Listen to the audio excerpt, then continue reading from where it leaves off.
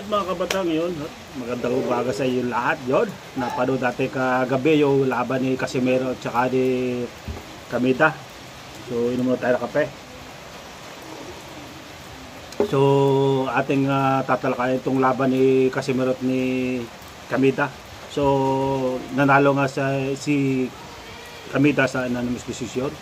So talo ang ating pambato si Casimero, pero marami nagsasabing mga taga-Japan na hindi deserve ni Kamida ang panalo niya kasi nga takbo siya ng takbo. Alam mo ang diskarte ni Kamida kasi nga hindi niya kayang sabayan si Casimero, kasi pag sumubay siya kay Casimero bubulagta siya. At ang ginawa niya, pinahabol niya si Casimero, at yan ang ginawa niya kasi maiiba ang suntok ni Casimero kapag pinahabol siya ng pinahabol.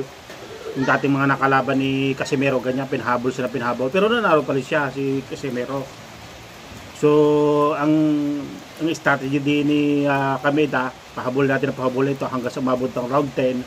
At sabi nga ni Masayuki Ito ay huwag patagalin ang laban at nanghihina ng araw si Casimero. So ang advantage naman ni Kameda, matangkad siya. So napag-aralan nila yung laban kay Casimero na takbo, parang alam Mayweather siya eh, yung laban ni Pacquiao at saka Mayweather. Kasi pagka ang malakas sumuntok ang kalaban, ang style ng kalaban ay depensa at saka takbo, ay hindi matatamaan niya ng solid, hindi matatamaan ng solid yan. Pandak pa si Casimero, tapos ang kalaban matangkad. So kaya hindi matamaan man ni Casimero yan ay ng solid, hindi sa pool, gawa ng atras siya ng atras. Pag suntok, atras, takbo, habol ni Casimero, tapos nagsisiksik pa si Kamida. So ang sabi ng mga taga-Japan na hindi deserve ni Kamida ang manalo si Casimero, gawa na nga ng takbo. Parang sinasabi ng taga-Japan na duwag si Kamida. Hindi galawang Japan ang style niya. Ang mga Japan talagang lumalaban niya ng sabakan, talagang sabayan, kagaya ni Inoue, kahit masapulan siya. Kagaya ang pagkakaiba ni Inoue at saka ni Casimero, si Casimero hindi nabagsak, natatama lang siya, pero hindi siya bumabagsak. Hindi kagaya ni Inoue na bumagsak kay Nere, tsaka bumagsak siya kay Ramon Cardenas. So alin ang malakas doon? Kung ang magkalaban dalawa ay si Inoue at saka si Casimero, at masapulan ni Casimero si Inoue, ewan ko lang kung titindig pa yon, kung madali ng isang malakas-lakas na suntok ni Casimero. So ang style ni Kameda, puntos kahit basta tayo manalo, puntos dahil hindi kaya natin pabagsak si Casimero. At ang style nila padamihan lang puntos, sigsag, takbo, sigsag, takbo. Mananalo ba hanggang sa mapagod na si Casimero, at sinasabi ni Casimero na dito humabol ka. Ganun yung mga last round, mga round 9 kanya, humabol ka round 10. Ang style ni Kameda, ikaw humabol. O, tingnan mo. Kasi hindi pwedeng gamitin ni Kameda yung hahabulin si Casimero, makipagsabayan. Hindi tatagal ang laban, hindi magiging round 10 yan. Kung ini yung si Kameda yung sumugod kay Casimero, ay tapos ang laban niya, nanakot si Kameda. Hindi ang style ni Kameda, tumakbo. Para kang naghahabol ng manok, yung pinapagat mo yung manok. Alam Mayweather ang style takbo. Para yun ang mga yung mga galawang takot sa kalaban, kasi takbo siya, suntok, takbo, galawang takot sa kalaban, kasi nga hindi pwede makipagsabayan. Pag nakipagsabayan ka Casimero, bubulagta ka. Hahabulin Casimero, siyempre ang suntok ni Casimero iba na yun, hindi masasapul na suntok. Kung yun yung nakipagsabayan, yung si Kameda, magandang laban niya si Inoue at si Casimero, para kung sinong malakas. Nagsasabi pa nga si Inoue na hindi deserve maging manalo si Kameda dahil nga tumakbo siya ng tumakbo. Yun mga kabatang. Yun mga kabatang, ako nagbalik dito ngayon sa idol nating Champ Casimero, gawa ng milaban nga siya. So yan yung sa mga subscriber ko diyan ano. Pagpatuloy natin ang idol natin si Casimero. Support lang tayo kay Casimero. Pero yung mga yung mga basher ni Casimero kagaya ni Silver Boy, ay nako. Tatawa lang, natatawa yun. Talo-talo, unanimous decision. Nakakaano. At least, hindi gapang. Oh. Gumapang ba si Casimero? Hindi naman gumapang. Natalo lang siya sa padami ng suntok. Siyempre, Japan yun. Anong papaboran? Di ba, Japanese day si Kameda ang papaboran. Kung sa akin nga yun kung sa mga draw yun, draw. Dapat draw.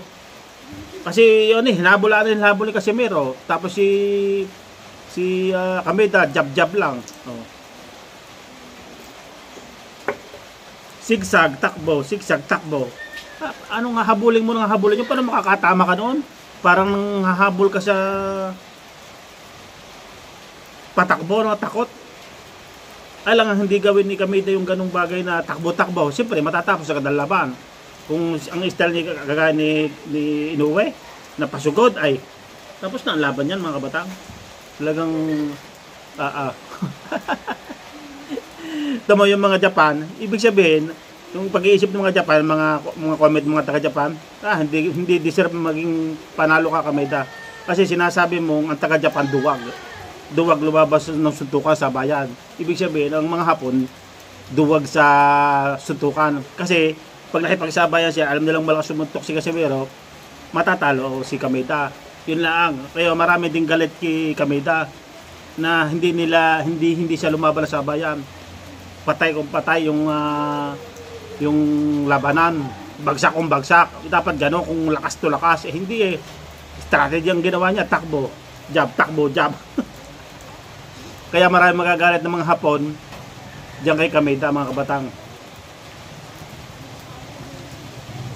Ganda ng inom ng kape, pero proud pa rin ako kay Idol Champ Casimero. At gawa ng hindi nila kaya pabagsakin ang ating Champ Casimero sa kunot ng mukha. Yung mga dito, yung dumugo dito kay Casimero, ano yun? Yung gawa ng gloves yun na pag ganun. Kasi kita ko yun hindi yung mga sasuntok yun. Yung sa mga glove na yung paghatap. Ganun yan, ang style ng ganyan, para sa kay Mayweather, ganun yung style. Mga kabatang. So, wala akong masasabi kasi meron talagang malakas pa si Casimero. Kasi ang gusto nila Casimero, patumbay si Kameda, pero hindi makipagsabayan niya si Kameda, umatras, atras, takbo.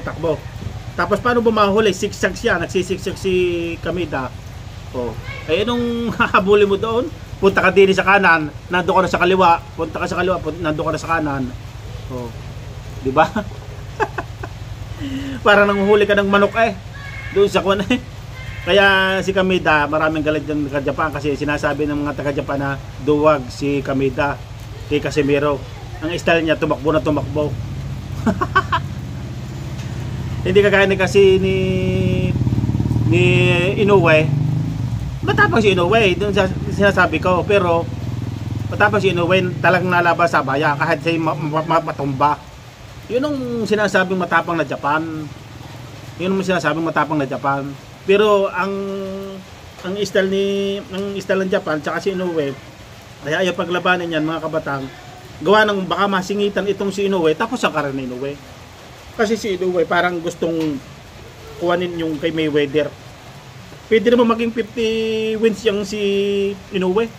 Basta pipili siya ng nung makakalaban niya. Madali lang yan. Yung hindi siya haharap doon sa mga magagaling, yung mga malalakas. Yun, naiwas siya kay Casimero. Oh, diga? Alang lumabalabanan niya. Kung masingitan ni Casimero, tapos ang karir ni Inoue. Kasi ayaw nilang malagyan ng isang talo si Inoue. Kaya pipili nung kakayanin ni Inoue. Pero yan, pagkaya ni halimbawa talaga, pagkaya nito, ay maisip ni Inoue na ay mahina pala si Casimero dahil labanan ko na yan. Mahina si Casimero. Baka yan ang isipin ni Inoue na ganyan. na paglabanin ng dalawa, labanan mo na yan para matapos na yung usapan ninyong dalawa ni Casimero at ni Inoue. Labanan mo na yan kasi wala ka nang mga kalaban ngayong kilala. Mas kilala pang si Casimero ngayon. Sino pang mga kalaban mo ngayon? Si Makdalib na kalaban mo. Nanalo ka pa. Muntik pa natalo do si Inoue.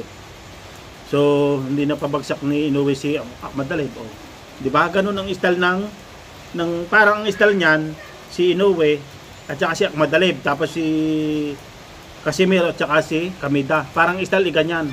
Hindi rin napabagsak si Kameda, hindi rin napabagsak si Casimero.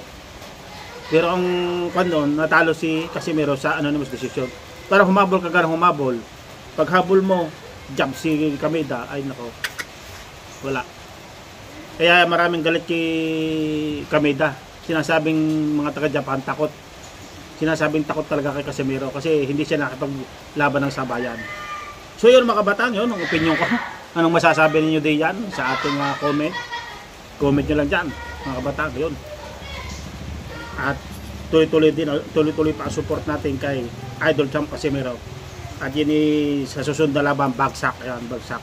Kasi habang matagal siyang natingga sa laban, kagaya na naman ni Pacquiao, matagal siya natingga. Yan ngayon, mapapag-aralan niya kung alin ang mali na nagawa niya. Pagka natakbong kalaban, huwag mong habulin ng habulin. Dapat ganun lang yan, steady ka lang. Yan mo siya, mapet, ganun. Yan ang pagkakamali ni Casimero na hinabol niya ng hinabol si Kameda. Kaya, pero ayos pa rin ang style ni Casimero.